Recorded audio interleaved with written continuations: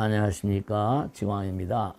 우리가 사는 세상은 시간과 공간의 세계거든요. 그러다 보니까 꼭 3세, 과거, 현재, 미래를 말하죠. 그 과거 3세라는 건 영혼이란 뜻이거든요. 그 다음에 시방이란 말은 동서남북 사방에다가 중앙방을 치면 오방인데, 오방을 한데 이렇게 앞뒤로 이렇게 전후 좌우로 이렇게 한다면 시방이 되니까, 시방이란 말도 결국은 영혼이란 말이에요. 근데 우리가 하나 생각해야 될 게 뭐냐면, 시방 삼세 제망차례 상주일체 불타야중 닮아야중 승가야중 그러거든요. 근데 오늘 이거 하나 제가 꼭 말씀드리고 싶은 게 뭐냐면, 오방이란 말, 시방이란 말, 이런 말들은 대체로 오면 우리가 사는 이른바 시간과 공간의 세계, 이른바 시간과 공간의 세계를 세간이라고 그러잖아요. 세간. 그 다음에 시간과 공간 밖의 세계를 출세간이라고 그러잖아요. 우리가 세간을 살면서 꼭 생각해야 될 게, 우린 여기는 이제 동서남북이 있어요. 그죠? 상하가 있고. 그런데 어떻게 생각하세요? 시간 속의 세계, 세간으로부터 출세간, 저 세상, 저 세계, 출세간의 세계는 그러면 방향은 어떻게 되겠습니까? 흔히 그런 얘기를 많이 하죠. 여기는 시간과 공간의 세계고 저쪽은 출세가니까, 그럼 거기는 시간과 공간이 어떻게 됩니까? 시공을 초월했다고 그러잖아요. 그럼 여러분들, 우리가 성불이라고 하는 건 하나인 세계니까 시간과 공간이 없어요. 근데 성불하기 전까지의 세계, 우리는 여기 시간과 공간이 완연하죠? 여러분이 이 세상을 살다 딸까닥 저 세상으로 가셨다.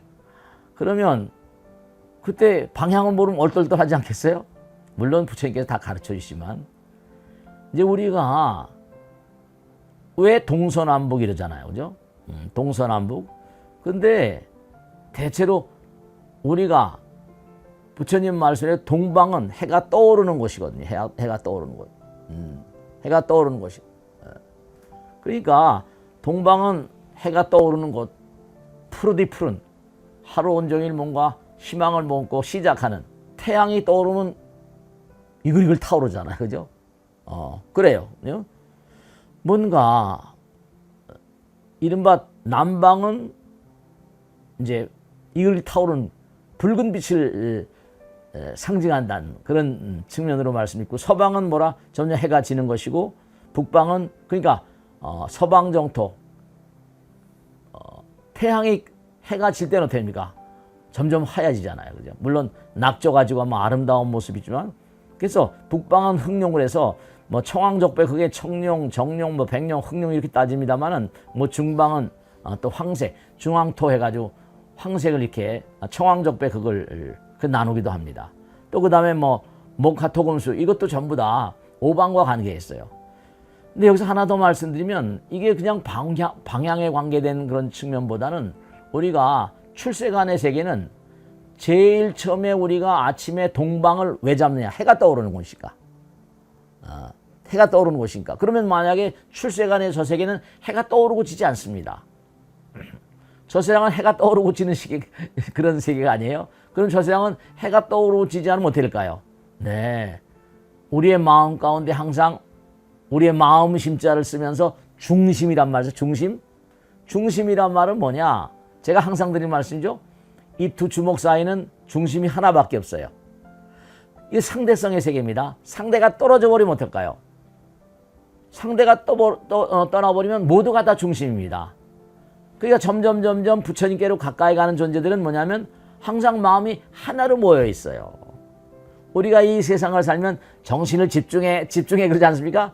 하나로 모이란 말이에요. 하나로 모인단 말이에요. 그러니까 그들은 매일매일 삶을 살면서 보는 곳이, 모든 곳이 태양이 동서남북으로 도는 게 아니에요. 그죠? 도는 게 아니고, 여기는 돌지만, 근데 부처님 나라는 뭐냐? 태양이 돌지 않고 항상 내가 바라보는 곳 어디에나 뭐라? 태양이 떠 있습니다. 바라보는 어느 곳이나 항상 광명이에요.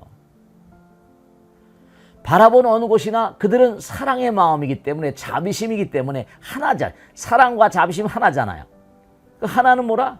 영원한 태양, 비로자 하나 진법신 같아서 이른바 이 세상을 등진 모든 그런 존재, 천사랄까요? 뭐 보살님도 좋고 불보살님 좋고 이 정도의 차이가 있습니다만 그들은 하루 온종일 살아가면서 이른바 낮밤이 없어요. 돌지 않으니까. 그죠? 항상 광명 속의 세계입니다. 그러니까 그들은 항상 뭐라? 바라보는 세계가 그냥 광명입니다. 그러니까 광명의 차이가 있겠죠? 점점 정말로 부처님께로 가까이 가면 갈수록 빛 그 자체가 되는 거예요. 자비광명, 지혜, 이른바 지혜광명, 불성광명 하는 것처럼 광명 그 자체의 세계인데 약간 좀 이렇게 차원이 좀 이렇게 밝아짐의 정도, 집중력의 어떤 정도에 떨어지게 되면 점점 약간 흐려지겠죠. 그래서 중요한 게 동쪽 있고 동서 이러잖아. 그죠? 그럼 어떠냐? 이른바 부처님 나라는 항상 환히 비치기만 한다. 근데 이제 우리가 항상 그런 얘기 하잖아요. 그죠? 부처님 세계에 아주 가장 기본적인 덕목 가운데 하나가 대지문수보살, 대행보현보살이잖아요. 지혜와 자비그럽니다. 지혜라는 건 우리가 연마하는 거잖아요. 여러분 부처님께서 항상 하신 말씀이 계시죠? 나의 가르침은 추상적인 이치에 있는 게 아니다. 나의 가르침은 구체적이고 바른 행위 있다. 이런 사랑이라는 건 뭡니까? 행위예요. 그죠? 불교는 이른바 말하면 명사가 아니고 동사다 그런 얘기 많이 하잖아요. 그러니까 부처님의 세계는 행동의 세계니까 부처님은 이른바 우리가 부처님 세계로 가면 갈수록 부처님 찬연한 불성광명 그러잖아요. 근데 천사들의 세계라거나 부처님 길 가는 존재들은 이른바 정도의 차이가 약간씩 있는 거예요. 그래서 그들은 마음이 사랑 그 자체입니다. 자비심 그 자체예요. 근데 중요한 게 뭐냐? 그러면 동서는 그렇게 된다 치더라도 이른바 남과 북은 뭐냐? 이른바 말하면 사랑 그 자체는 동쪽과 서쪽을 대비한다면 남쪽과 북쪽은 뭐냐? 우리가 그런 얘기 많이 하잖아요. 그죠? 이른바 사람들 가운데는 행동화되는 그런 에너지가 강한 사람이 있고 이른바 행동보다는 약간 뭔가 아니 지혜의 세계랄까? 약간 뭐라 할까? 이론적으로 파고들거나 공부를 하거나 학습. 그게 이제 둘이 아니고 하나인 경계가 완벽하게 돼버리면 부처님 되시는 거예요. 그죠? 부처님 되시는데 자비가 뭔가 아니 행동화되니까 공덕은 뭐라? 자비행에서 나온 거거든요. 근데 그걸 자비를 끊임없이 승화시키는 사랑을 승화시키기 위해서는 뭐라? 지혜가 필요합니다. 그러니까 사람들 보면 행동화하는 그런 힘이 강한 사람이 있고 지혜, 공부하는 쪽에 뭔가 이렇게 머리가 발달한 사람들도 있어요. 그래서 이른바 이게 향이 달라요. 세간의 방향과 출세간의 방향이 다릅니다. 그래서 오방이란 말은 우리가 현실의 세계를 살아갈 때